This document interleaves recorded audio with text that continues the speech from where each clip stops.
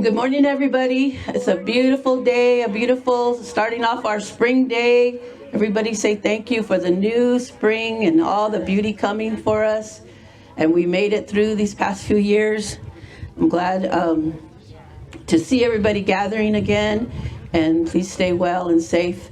I'm here today to share with you about our connection and responsibility and to the land and to our ancestors. My name's Laureen Siskwak. I work at Sherman Indian High School. I've been there, in October it'll be 40 years. Currently, since 2000, I think it was, I've been the culture traditions leader there, which means I provide the culture programs, which we have a culture center, we have a language center, we have native traditions classroom, basket weaving, things like that, and also museum and museum studies. So I get to do all the fun stuff that I love and work with my students, or our students, and share about these things that I'm going to talk about. So I'm an enrolled member of the Fort Sill Apache tribe of Oklahoma and a descendant of Mountain Cahuilla from here, from the Largo family. And I'm very happy to have some of my relatives here today that I always enjoy seeing. I've been working with the Rincon Culture Center for a few years now with the baskets. And I seen one of my students here, Donna. I don't know where she went, but I saw her. I didn't get to say hi. But it's been really a blessing to work with these, mostly ladies here on the baskets and keeping our basket culture going. And that's one of the things that has helped me and our community to learn about our plants is through our baskets. I started interested in plants when I was a teenager and started learning, but just bits and pieces. And then as time went on, different teachers like Donna Largo was a teacher to many of us here in Southern California on the baskets, but that connected us to our plants. My main teacher was Barbara Drake, and she's no longer with us, only in spirit and with us with all these things here, so we'd like to acknowledge her. She's from the Gabrielino Tongva tribe, and she is a teacher of the plants and of just loving our earth and loving everything. She was a wonderful teacher. And Donna Largo was a very influential teacher to many of us in the basket weaving culture, and Rosalie Valencia. So I just like to acknowledge them. And another one that I could never say she was my teacher, but I was kind of a groupie, and anytime she was lecturing or anything she wrote or did, I would try to be there, or many of us would, to listen, and that's Catherine Salvo. And she's left a wonderful legacy at the Milkweed Museum about the plants, the garden there, Temopac, the books she's written. So there's a lot of wonderful resources that I've been blessed to be around. I am not a botanist or anything like that. I just love our plants, love our ancestors, love the land, and want to pass that on in my family and community. So with that, I wanted to share with you about some of these plants, and we are going to do a little plant walk later on this afternoon. So on this table here are things that have been made by friends, students, and they're all to do with our plants. So I wanted to share about some of them with you today, like our yucca. Right now our yucca is going to be coming up, bolting up, and the first stage of that we're going to want is the heart of the yucca. Pretty soon, Milkweed Museum is going to have their agave roast, the same thing, the agave heart. That's where all the sweetness is in there right now. Same with our yucca hearts. The heart is the center part before the stalk comes up. That's where all the sweetness is, and we harvest those and roast them, and it's maybe like a sweet potato or something delicious. Anyway, it's very good. You can make all kinds of things with it. Then after that, it bolts up, comes up. Then the stalk comes, and even then it's sweet. And you can pulverize that and make some things out of it.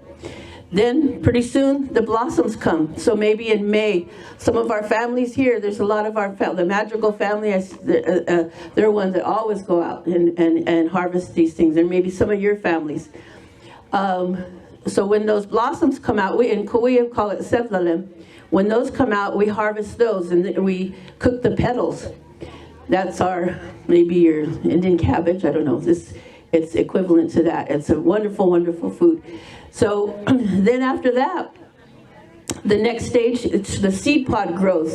And when they're still green and the seeds are white inside, we can gather those and cook those. My daughter pickles them. She learned that from her godmother, Barbara, and she pickles them. So we mix some of the old ways and the new ways so that we can keep these things going.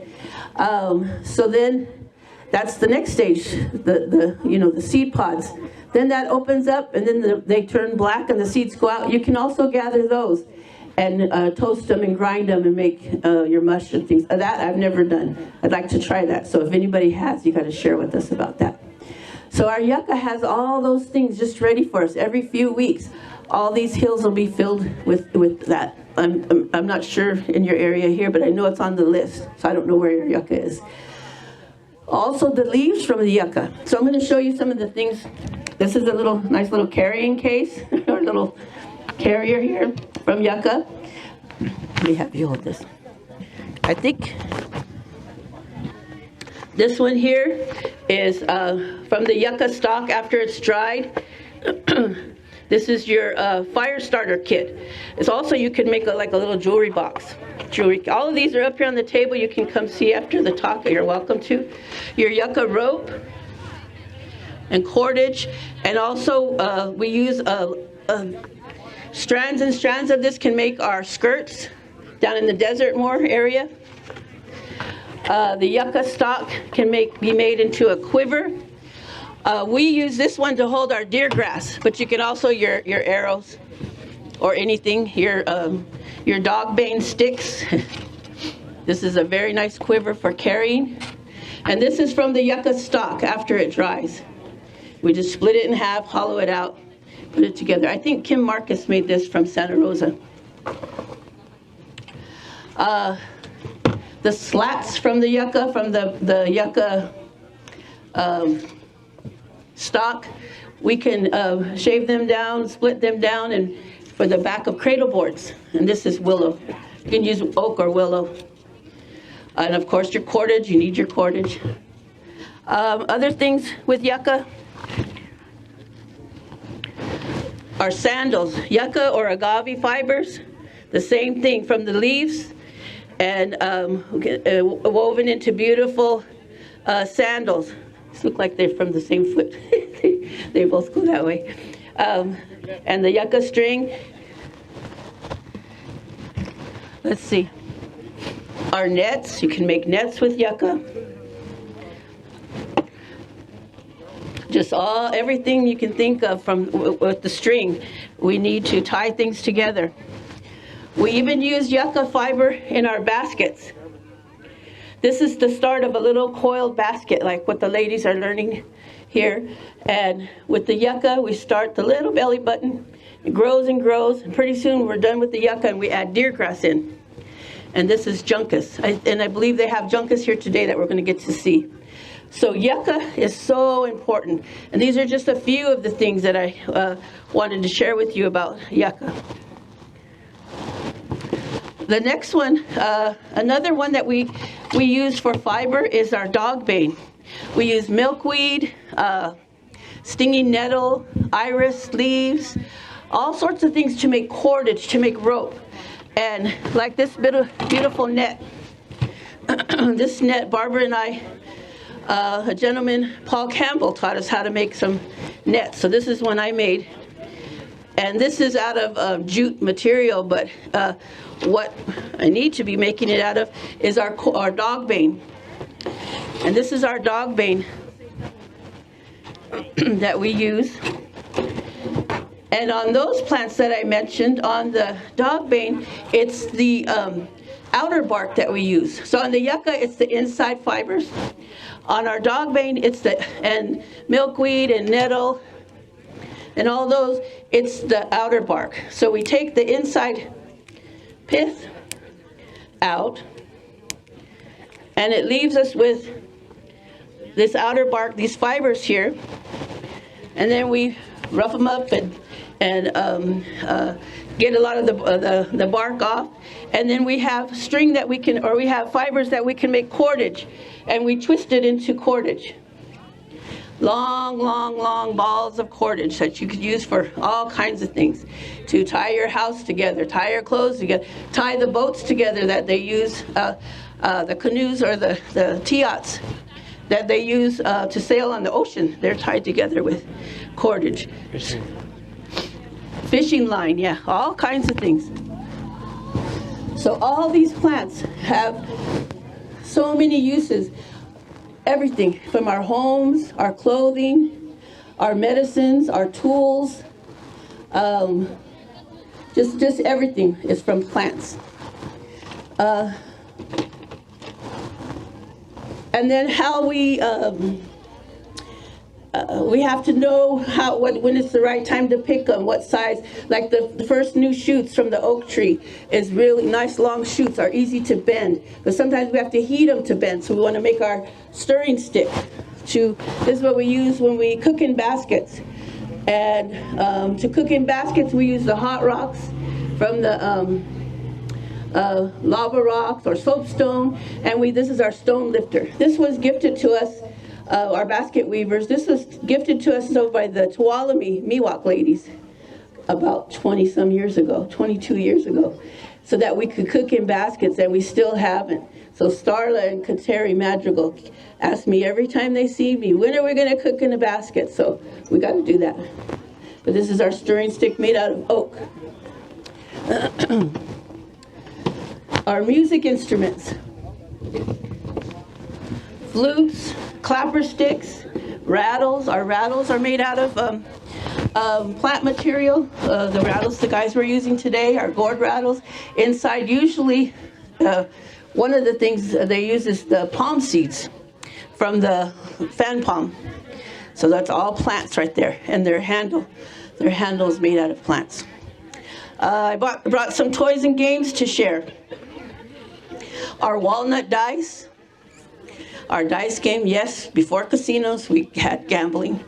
Of course, peon that everybody still plays, but we have our other small dice games.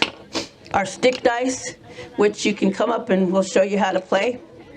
Our kwayanpish, our corn dart, that comes from the story from Kunvatmal. In our language class, we were learning about the story of Kunvatmal. This is a Kauai, and all the way towards the end of the story tells how this came to be and how him and his stepbrothers. And so all of our things are connected, not just as the plants, but as relatives, as somebody special in our culture, in our heritage, from the very beginning, from creation, or from the first death, or things that came from those things. So all our foods, our plants are all very special. They all have stories. They all tell us how we should live and how we should be. So we need to take care of them and learn about them and pass it on. Let's see. Also, our tools are made out of plants. This is a red willow, just to hold my leaching tray. This is my Acorn Bread leaching tray made out of juncus. A friend of ours made this for me years ago. And it's twined, open twined, and I use this to leach out my acorn mush. And I put a tea towel over it and put the acorn flour, and then rinse with warm water to get the bitter tannic acid out. And long time ago, of course, we used leaves to line. But it works really good. And I've had this at least 20-some years, I think. This beautiful water jug was made by this famous basket weaver that's sitting next to me, by Abe Sanchez. He made this for my daughter years ago. This is made out of juncus, whole juncus. This is whole juncus, and it's open twined, a little bit more open. This is closed twined juncus. He fashioned this after the water bottles on the islands, which from Santa Cruz Island. He he replicated it, and it's a beautiful jug. And on the outside, it's lined with mud. On the inside, it's lined with the tar from our ocean. So our people were so smart, so just innovative, just all kinds of things, without hurting the earth, utilizing these things. Sometimes with our tar, you'll mix tar and you'll mix pine sap, and that helps it hold together better. And that's another plant, the pine sap. That's another medicine. Let's see. So inside this leaching tray, I just put our acorns. Our preferred acorns are the black oak. How many of your families go up? I know the madrigals right there make we wish all the time. And I'd like to really acknowledge that, because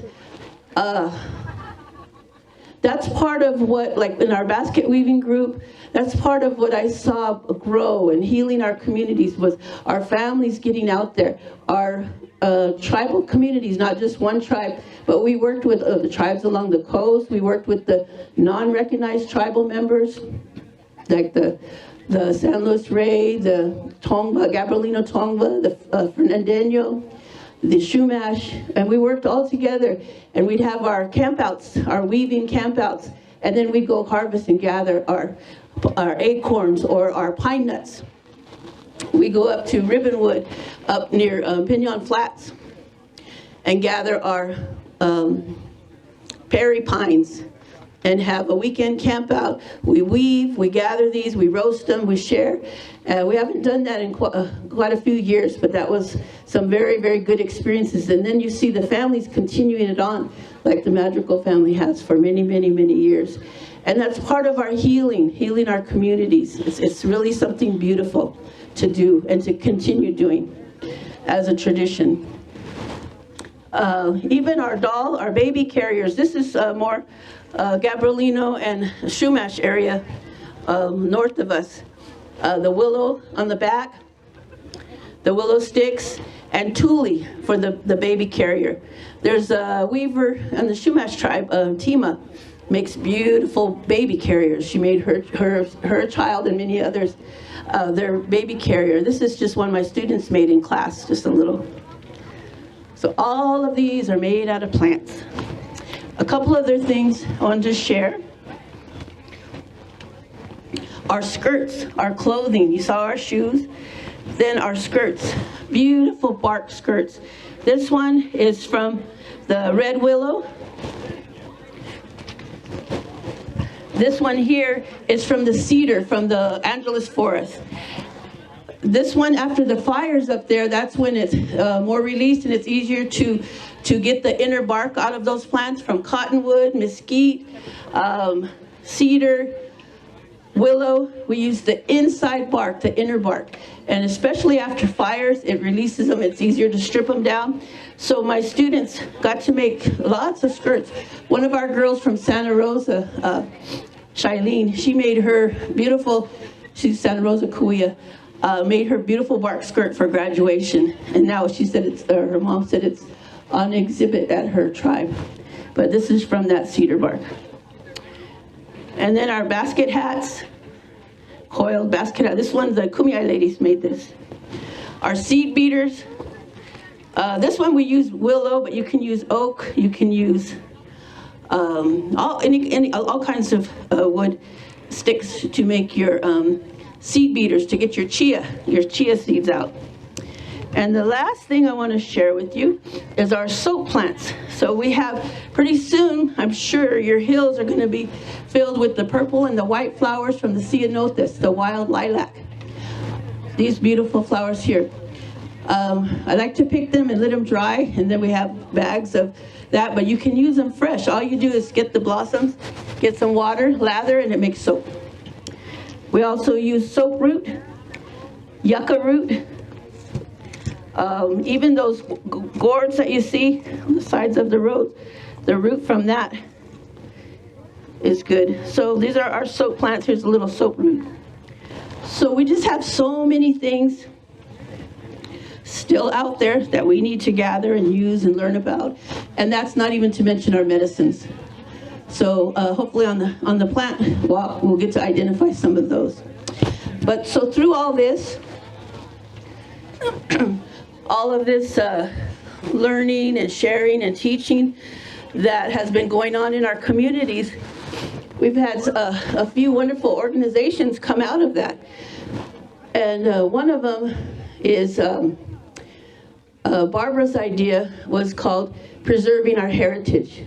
And so when we went out to gather and harvest our foods, like we'd go out and around Labor Day weekend and harvest the tunas from the cactus, right? The fruit, and we'd harvest them and we'd prepare them and juice them, and we'd pass that on. The thing was to take it to the elders. It's called Preserving Our Heritage is what she named it. But anytime we go out to gather, we need to take a little jar and take some to some of our elders who aren't able to get out there to taste it. Maybe they remember it from their childhood. And I'd like to also, once again, acknowledge the Madrigal family, because they do that on their own. When my mom was, homebound, the girls would come by and visit, always bring her some Wee Wish or some jelly, and it would make her, and she'd say, "Where's my Wee Wish?" And I was scared to eat it because I didn't want to get in trouble, because she'd know if it was gone. But that's so important, those things. So I'd like to acknowledge Barbara Drake about having that idea, and so we did that too with our organization. And I'd like to acknowledge not just the Magical families, but any other families that do that. It's so important, to do that, to make these things and pass them on to our elders, let them taste them.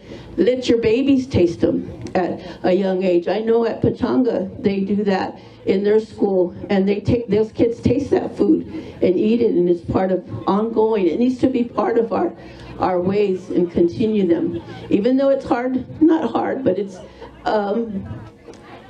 out of our daily routine to get out there and do it, and we need to do that. It's so important. So that was one of the things that came out of just us being around the plants and being out there and getting together. But another thing was called Chia Cafe. So some of you may have heard that. A cookbook, one of the ones on the raffle, that was one of our cookbooks. And this was an idea that blossomed from Barbara Drake, Daniel McCarthy, Abe Sanchez, Craig Torres, Cindy Alvitri, myself. There's plenty of us. We're not an actual organization. We're just a collective, we say.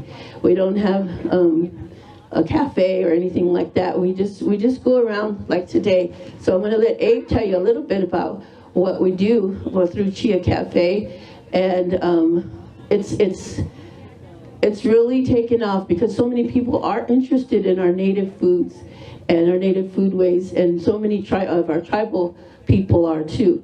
And we need to help to heal our communities by keeping these things going. And not just little classes or workshops, but ongoing as family groups, getting out there to harvest these things and use them and learn how. Last weekend we had our basket weaving. We went up to Kauai, and there was like 40 of us. Families, young and old. Some of the families are here. Where's the Espinoza family? They brought their 90-year-old mom, almost 90-year-old mom, down to to Liana, the granddaughter, and there was plenty of families from out here. Chaish and Danny came from Mahal family, and they brought their kids to learn. And we picked our junkus. Of course, we prayed and talked about that and learned how to pick. We split our junkus, we ate, we laughed, we talked. And that's what our communities need to do. Just like today, you're seeing each other, you're laughing, you're talking, you're doing something positive. And that's what we need to keep in our communities. Then the next day, the Sunday, we met at Sherman Museum, and we learned how to do these little starts. So we need to continue these things. So I'm going to go ahead and let Abe tell you about Chia Cafe. And if you have any questions, anything on the table, come on up. And then soon we'll be doing the walk and look at some of these plants And I hope you bring these into your family and continue these ways with your working with your tribes and taking care of our land the way we were intended to. Thank you. Good morning.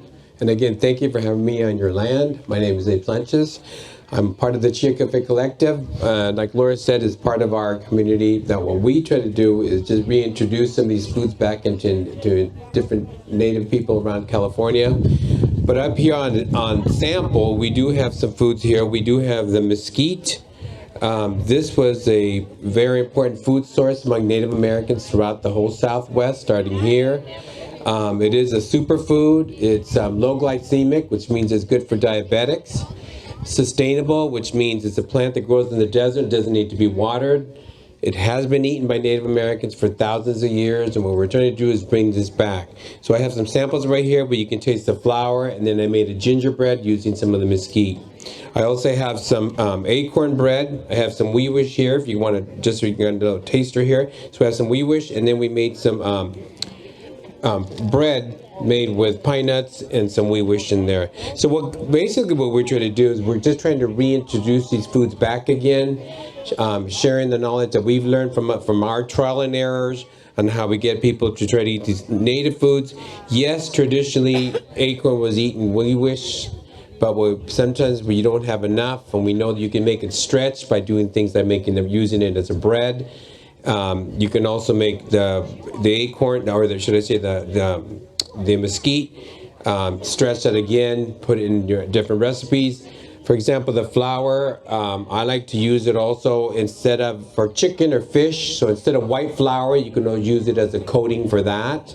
So many uses that we try to kind of invent and create and encourage people to kind of come out with different ways on how to use these foods. These foods, like I said, I have sample here, are actually, like I said, low glycemic, which means it is good for people who have diabetes, as well as it's packed with nutrients, gathered, grown here. Sustainable foods, meaning, and the more important, these are foods that don't take a lot of water. And that's something that we really have to think about in the future here, because as we go, we plant a lot of foods that, like the avocado or these other foods that take a lot of water. But yet these foods that our ancestors have been eating for thousands of years, also that didn't take a lot of water, that were sustainable, good with the land. So those are the things that we want to kind of cover here. So if you get a chance, come on over here, have a little taster, and we're happy to show you some of this information. And I know Paul will be raffling off some of our books. So again, if you have any questions, we can answer those on some of the recipes. But Lori and I here are part of the Chia Cafe Collective as well. So if you have any questions, please stop on by. But stop on by and try a little taste here before I run out. Okay? Thank you. Let me say something about your chia. Let me have that little thing. Do you hear me?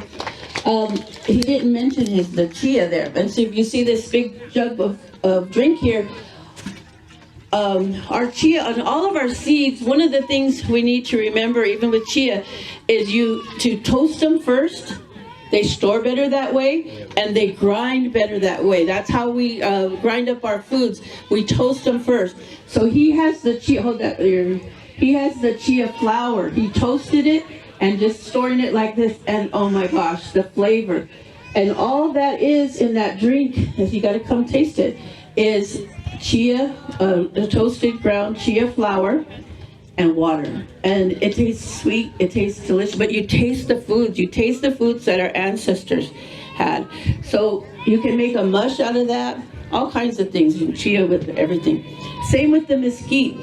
Kind of like maybe graham crackery, I don't know. These are wonderful tastes that you need to taste. And wee wish is good. I don't like anybody to say it's not good. It's delicious. You crave it. If it's made right, it's delicious. All of our foods are wonderful, and the taste. We need to get used to those tastes, and not so much the salt and the sugars and all these things that make us unhealthy. So these foods are wonderful. So stop by. And also our organization, Chia Cafe, and then we have our Mother Earth Clan, and that's since the 1985. Mother Earth Clan Culture Programs is the part that I'm affiliated with. I work with my partner, Cindy Alvitri, and Barbara Drake. We started the Mother Earth Clan, and that's what this is all about too. Thank you so much.